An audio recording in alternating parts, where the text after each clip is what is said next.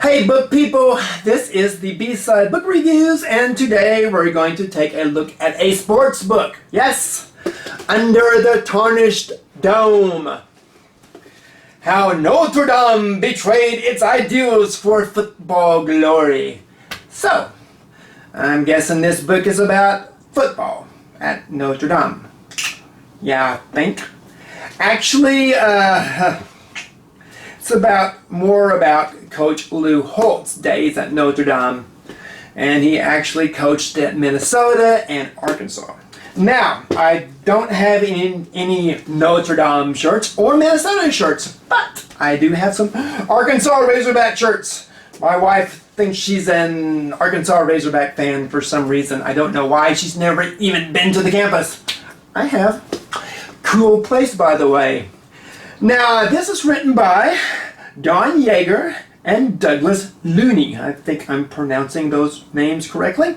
And I bought this book way back in the early 90s when it first came out. My dad wanted it, so I went out and I bought it for him. I gave it to him, and then he gave it back to me to read. So, let's check this out. Get yourself some coffee, or you can just get yourself a cup and fill it full of Gatorade, because this is a sports book. So drink whatever you want. I don't care. And let's take a look at the book Under the Tarnished Dome.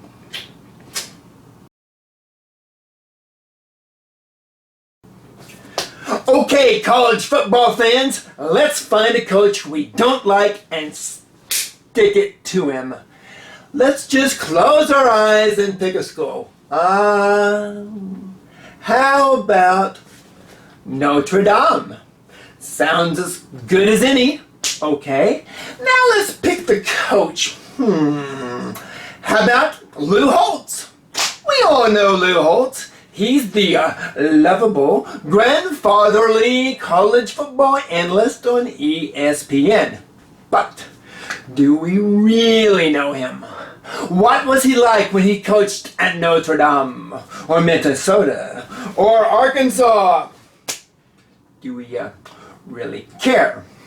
Well, apparently a couple of guys did, and they felt so passionate about Lou Holtz's coaching days that they wrote a book about it. So, this is a tribute to Lou Holtz, the legendary football coach who I found ranked as number 46 in a greatest football coaches of all times list. Tribute? Not exactly. If you want a tribute to Coach Holtz, you might want to read the book he wrote about himself, because this one is far more of a crucifixion than a tribute. Oh yes.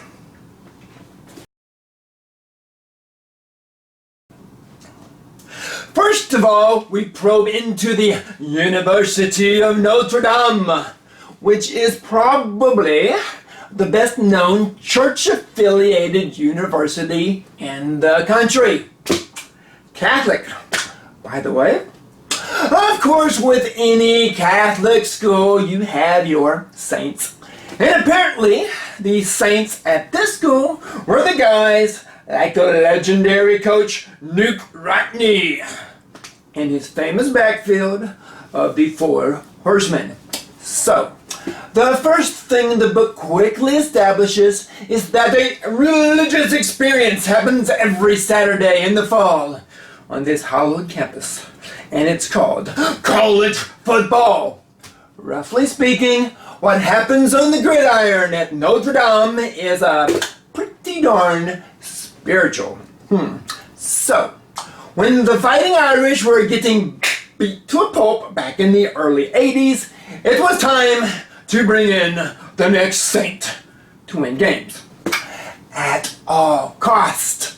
Even if this saint, according to our authors, might come in with horns and a pitchfork. So, in order to resurrect the team from the dead, the guys in South Bend bring forth St. Lou Holtz to restore peace and tranquility. And more importantly, win some freaking football football games. But don't start drenching the new coach with holy water just yet. Oh no. Because according to our authors, such just might burn a hole right through him. Yes, Coach Lou Holtz is no saint. And this book is here to tell us why. Oh yes. Not only do we look into Holtz's questionable dealings at South Bend, but at his former jobs as coach, the Arkansas Razorbacks, and the mighty Golden Gophers of Minnesota. The Golden Gophers. So, just what kind of evil doings were going on at one of the most prestigious church-affiliated universities on U.S. soil? Well, according to our authors, there was steroid use among the football team. Some of the team actually smoked pot as well. What? College football players smoking pot and using steroids? Oh no, say it isn't so. Oh, the madness of it all. Now, check this out. This book also reveals that at times money was given to the players while under Holtz's reigns. And some of the football players even got to enter the hollow halls of Notre Dame, even though they didn't meet the academic requirements. Oh my gosh. Holy Mother Mary! They're telling me that colleges allow football players who don't meet the school's academic standards to play on the school's team? Next, they'll be telling me that all those who play for Notre Dame aren't even Catholic.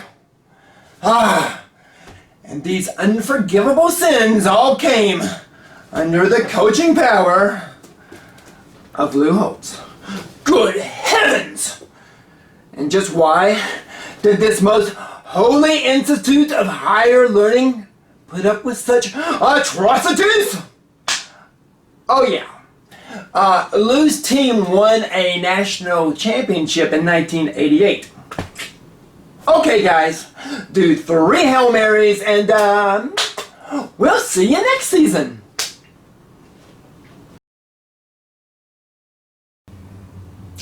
Now the first time I had ever heard of Lou Holtz was way back when his Arkansas Razorback team put it to the OU Sooners in the 1978 Orange Bowl. A defeat that probably cost Barry Switzer's Sooner team a national championship. Yes, I remember it well.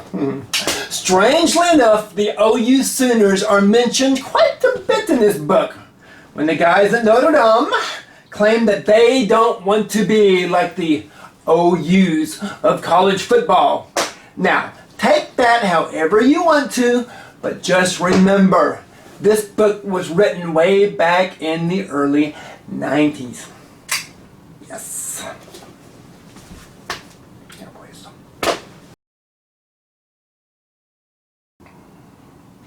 Now, our authors here make a serious attempt to run Holtz through the muddy gridiron, claiming that the coach was a control freak and had a habit of cussing on the field. Seriously? A football coach that uses foul language? That's a bit like saying a pimp that has little respect for women and is a bit unsavory in his business practices. Jeez, my 8th grade football coach used to cuss at us. Cussed at us until he foamed at the mouth. Literally. Now, our authors even went as far to claim that Holtz was a bit of a racist. Now, when asked if he was prejudiced, Coach Holtz simply replied, "Absolutely. I'm prejudiced against anyone who can't block or tackle." Good answer there, Coach. Now, my biggest question regarding Lou Holtz, is how did that little scrawny guy play linebacker for a Division I college football team? That's what I want to know. Everything else the book claims he did regarding a successful big-time Division I college football program is, well, kind of normal. Yeah, normal.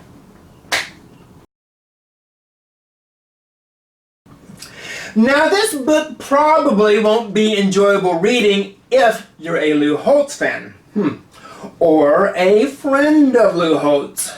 And probably even less enjoyable if you happen to be Lou Holtz. And of course, if you're a die-hard, dedicated fan of the Fighting Irish of Notre Dame, and remember the Coach Holtz years with fond, enduring memories, well, the enjoyment might linger a bit as well. Now, if your only knowledge of Notre Dame is being some big church in Paris with a unique bell ringer, or if you find college football about as entertaining as having chronic gout, then I'm guessing, well, reading this book isn't going to be quite your cup of tea either. Now, on the other hand, if you love college football, and you're a disgruntled Minnesota Golden Gopher or Arkansas Razorback fan of yesteryear, and you thought that Coach Holtz kind of screwed your team over, and you just basically can't stand the Fighting Irish of Notre Dame, well, this book could be inspirational scripture. And of course, very importantly, if you're old enough to remember Lou Holtz as a coach, you might find this book most enchanting. But don't get your hopes up.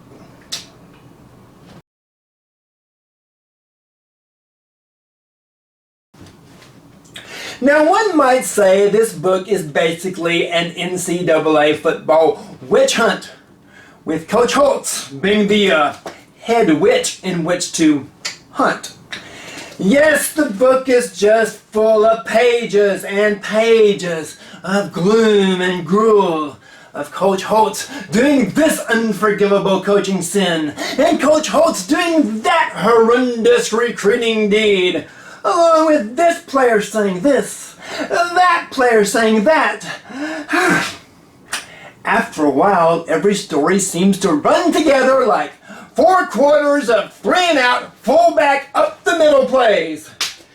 Yeah, one story sounded pretty much like the previous one.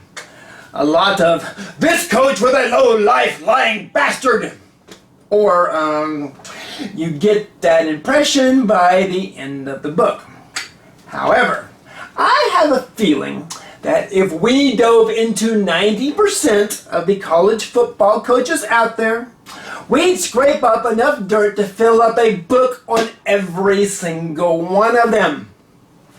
Okay, 90% of the winning coaches, that is. Big difference.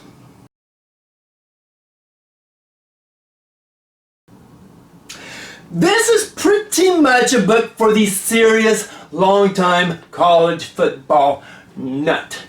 It is just loaded with quotes and stories about football players that played under the reins of Coach Holtz. But these stories date all the way back to the 70s. Yes, some of them were 40 freaking years ago. But of course, when this book came out in the early 90s, perhaps all this stuff from Holtz's past was somewhat relevant. Quite frankly, I only remember one player from Holtz's days at Notre Dame, and that was Rocket Ishmael. The Rocket is nearly 50 years old now. Wow. So, basically, we're reading about steroid use, illegal drug use, and questionable recruiting practices from a bunch of guys most of us really don't remember or never knew or really cared about in the first place. So, unless you're a serious college football fan, well, you'll probably doze off during this read as much as I did. Then again, if you're not a serious college football fan, why are you reading a book about Notre Dame football?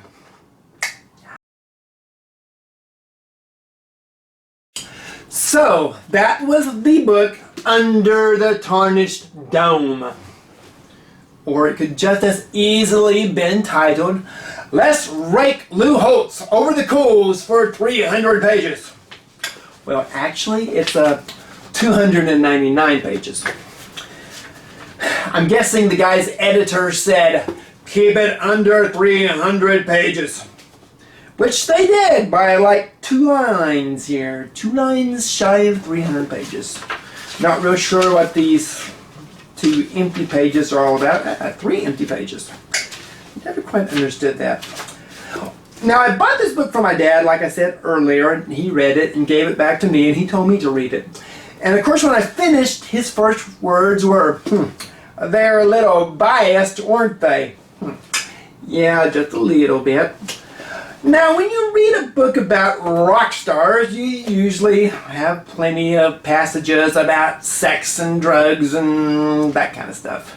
So when you read about college football coaches, you're probably going to expect a little, I don't know, questionable recruiting practices and stuff like that. It's just the nature of the beast. Now, there are other books about Lou Holtz, probably a little kinder to our coach here. So you might want to check them out. Or you can check out any book, I don't care. Check out Clifford the Big Red Dog. Nothing about unsavory college recruitment practices here. I don't care. You can read that, you can read this. You can go read about rock stars. Just go read a book.